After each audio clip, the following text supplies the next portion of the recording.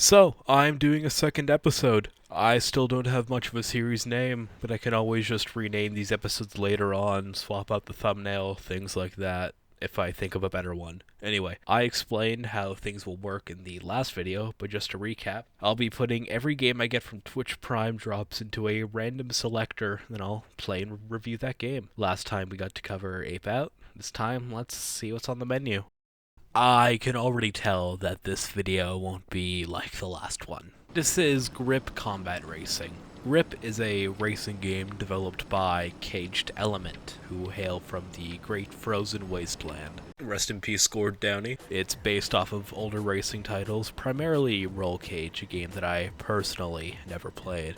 As I'm by no means a racing game aficionado, I don't really have much in the way of standards, especially on PC. I've played a few racing games, but most of those were on consoles I had as a kid. F-Zero X, Mario Kart Wii, stuff like that. In terms of PC racing games, I do have Ballistic NG, and on the surface, you can see how those might be similar retro-inspired racing games, but Grip is a bit different.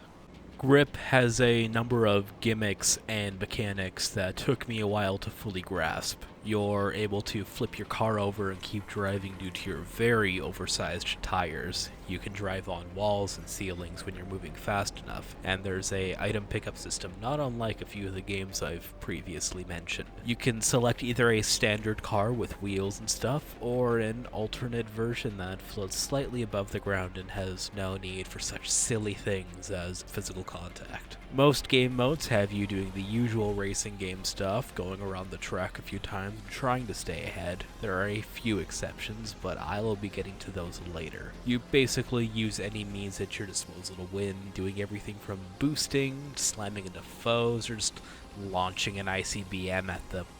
The game is very good at making everything feel intense visually.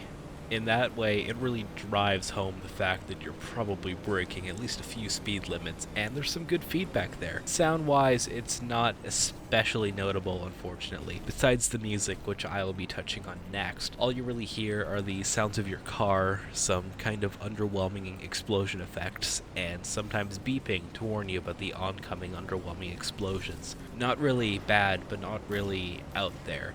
More diegetic sounds from the levels might help, or adding a bit more bass to the sound effects already within the game. I'm not sure, but I just don't think it's where it could be. And there's the music. Now, I had some issues getting it to work, but it turns out the game had a feature that made this far easier. The Twitch Prime version, unfortunately, only came with 3 songs, none of which were listed on the actual game's soundtrack. I was wondering at first whether the game would introduce more tracks the further you progressed, but a look at the game files showed that the real soundtrack simply wasn't there. Not sure why this is, but it's probably less the developer's fault and more likely something on Amazon's end. Luckily, there's a specific folder where you can drop audio files in to be used during races. Taking advantage of this, I went online and downloaded every track from the actual soundtrack and dropped them in, along with a few other songs, because I have no self-control. After dealing with that and hearing some in-game tracks, I do have to say they're not really my thing personally. It's all drum and bass and techno, and I'm really not an expert on that kind of stuff. Some of it sounded pretty good, but it's just outside of my usual music tastes.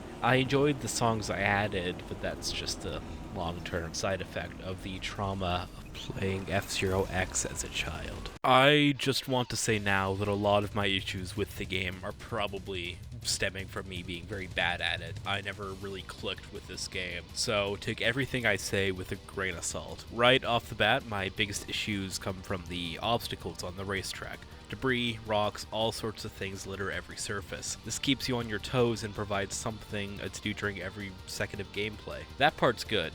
What isn't is how the in-game physics deal with you hitting obstructions. It's a coin flip whether an obstacle stops you immediately, throws you up in the air, or mildly inconveniences you and you just keep going about your day. Same goes for most of the weapons. If vehicle damage is disabled, as it is by default, weapons mostly exist to disorient and hinder your opponent, leaving them once again at the mercy of physics. This leads to the same issue as the one I saw with obstacles, where you don't know whether your weapon's going to really slow them down or just be a minor speed bump at best. The most consistent weapon to hinder enemies is the minigun, but that's because it applies a flat slowdown to whatever it hits, and it doesn't rely on that same physics system to quite that degree. There are a few explosion-based weapons that will pretty consistently do some solid work, but if you're using something like a missile, don't always expect it to work as intended. Your opponent might be knocked upside down and just keep driving, might be knocked backwards, and that would really slow them down, might be knocked sideways into a wall, or RNGesus blesses them and they are barely affected by it through some weird quirk of the physics system.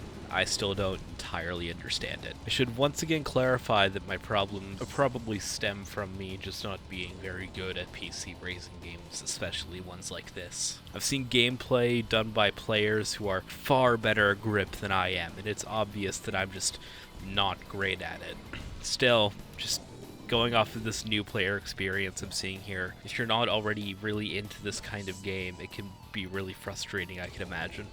Anyway, the game has a few different modes. You have your standard ones, like a normal race or a time trial, but there are a couple other ones thrown in there. There's elimination, which I've seen in a few other games. Every lap or set amount of time, the person in last place is destroyed. The race continues until only one car remains in first place. There's the ultimate mode, a race where you gain points by both damaging other cars and finishing in a high position. This one's weird because it incentivizes both staying at the front and the back of the race at varying times, and you're stuck in this weird situation where you need to hang back for the first bit of the race to get some points and then get ahead before the race ends to make sure you aren't beaten by some AI who rack up a lot of points as well.